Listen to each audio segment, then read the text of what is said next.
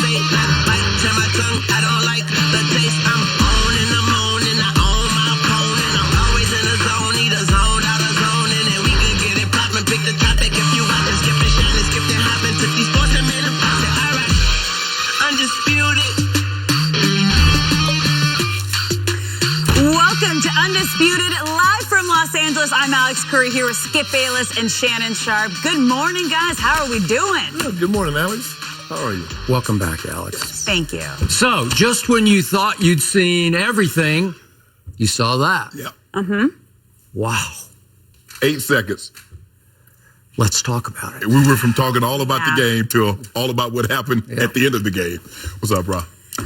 All right, guys. We have a packed show today. Will the Cowboys bounce back in Detroit? And will Brady and the Patriots get their revenge on the Eagles? But first, we have to start with the Steelers-Browns brawl from last night. The Browns got the win, but it ended in ugly fashion. Up 21-7 with 14 seconds left. Steelers quarterback Mason Rudolph was driven to the ground by Myles Garrett after a pass. Now, Rudolph looked like he attempted to rip Garrett's helmet off while on the ground. Garrett retaliated by pulling Rudolph's helmet off and hitting him over the head with it. Garrett was among 3 players to get ejected from the brawl. After the game, players weighed in on the chaos. Take a listen. I didn't see why it started, but it's inexcusable. I don't care, rivalry or not. We can't do that. That's kind of the history of what's been going on here lately, hurting yourself, and that's just endangering the other team. That's inexcusable. He knows that. I hope he does now. It's tough.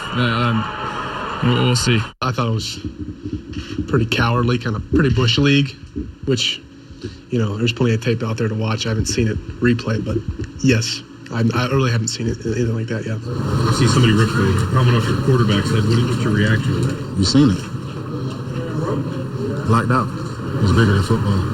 It's protection. It's almost like a weapon. I mean, hell, you could have killed him. What if you hit him in the temple? Now, let's be serious. Honestly, that was really hard to watch live. Shannon, have you ever seen anything like that? I've seen a teammate get hit a fight in the locker room, Skip.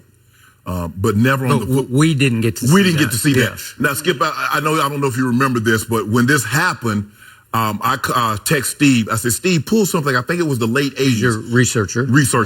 I said, pull this. The Kansas City and Oakland got into a brawl. And it was 1986. It was my freshman year in college. Now, Greg Townsend snatched the guy's helmet off. He didn't hit him with the helmet, but he did snatch it off, and it resulted, Skip, the 80s was a different game. He only got a 1-game suspension. The fines range somewhere between $2,000 and $5,000. I can assure you, the cheapest fine in this situation is probably going to be upwards of $20K. Yep. But no, I haven't seen anybody snatch a helmet. And he was very lucky that he hit him with the back of the helmet, Skip, because if he'd hit him with the top of the helmet, where the most protection is, because if you notice, Skip, you can bend the sides of the helmet because the most dangerous part of the brain is at the top. So you know what? They put the most protection there. He hits him at the top of his head with that helmet. Now, Mason Rudolph got knocked out of a game about 4 weeks ago, Skip, on a hit from Earl Thomas. He sure did, right in the jaw. Right in the jaw. Concussed, lost a week. The NFL has a nice guideline how they're going to treat this situation, Skip. Albert Haynesworth got 5 games for stepping on the head of Andre Gerard. I think it's Gerard. Okay. Go ahead. For the Dallas Cowboys. He got 5 games. And he didn't have his helmet on. He didn't have his helmet on. You snatch a guy's helmet off, and you take said helmet and hit the guy in the head, I believe at the bare minimum, he's gone for the rest of the season. Now, if it was me doling out the discipline, I'm going to give him 4 games. I'm going to bleed it into next year. Me too. Agreed. Because you know why, Skip? Punishment. You give him 4 or 6 games. I'm giving him 4 games. I'm giving him a total of 10. Okay. Because I want it to be severe and I want it to be harsh. Because punishment is not only for the perpetrator, it's also to prevent subsequent acts. I want anybody to think about doing this again. Man, you remember what Myles Garrett got for snatching the guy's helmet off and hitting him with it? He got 10 games. So I want the punishment to be so severe that a guy, that's not the move. A Ron Artest kind of penalty. Yes, right? yes. Because this is what the NFL's up against, Skip. Normally sports, it only goes on sports shows. They're going to be talking about this on CNN. They will. They're going to be talking about this on regular news. And that's not what the NFL wants. So they have to send the stiffest, the harsh of penalties that they can possibly send to let this not happen. Now, the other gentleman, 65, Owen Gobi. What was that? That's Bush League. You push the guy in the back. You're gonna get a game for what? After he got bashed in the head, he shoves him down from behind. Skip, or what? Skip, I still don't know what Myles Garrett was thinking. Okay, well, clearly he wasn't thinking. And and the way the Steelers offensive linemen, I'm not surprised they acted like that. Now, Skip, I can't condone Pouncey kicking the guy. But him be acting and punching and doing what he did, that's normal because every offensive lineman in the NFL, no matter what they think of their quarterback, they're going to protect him at all costs. Skip, the guy throws the ball. Why was Myles Garrett so hell-bent on taking the quarterback to the ground with 8 seconds? Did he say something? Was something going on? Was something said that made him react the way he did? But I'll tell you what's going to happen, Skip, and I don't know if you remember this. Al Bubba Baker played with the Browns, and I don't know if he was the Browns. If I'm not mistaken, I think he still was because he later went to the Cardinals. He poked Ron Heller, who was an offensive tackle for the Eagles, in the eye. Ron Heller sued him and won because, Skip, football, you can assault people as long as it's a football play. Yep. Swinging a guy's helmet and hitting him in the head is not a football play. So if I'm Mason Rudolph, I ain't flying back. I'm telling Mike Thomas I ain't flying back. I said, I'm going to go on down to the Cleveland Police Department and I'm going to file a report. Myles Garrett, that direct deposit you normally get for a couple of weeks, that's coming to me. And if I'm not mistaken, I think Steve, my researcher guy, said his attorney, Mason Rudolph's attorney, tweeted something. We're in the process of gathering more. Yeah. Really? Yeah. Well, he's within his rights to do just that. Yeah, but Myles Garrett got to go sit this thing down for the rest of the year. And if I'm in charge, now I think this is going to fall up under the preview of Derek Brooks and James Thrash. 6 games, I don't see a scenario, Skip, where he avoids the rest of the season. Would I be shocked if it bled into next year? No, I would not. This was assault with a deadly weapon. Yes. So my initial reaction was, in all my years of watching and covering pro football, I've never been so shocked and so shaken by anything I've ever seen on a football field than I was by that. Right. And it caught me off guard because the game was winding down and it was 21-7 and I wasn't ready for that then. Right. Because that's not when that should happen. Right. Because it was clear that the Cleveland Browns had pulled off one of their, you could argue, their biggest win of the year. Absolutely.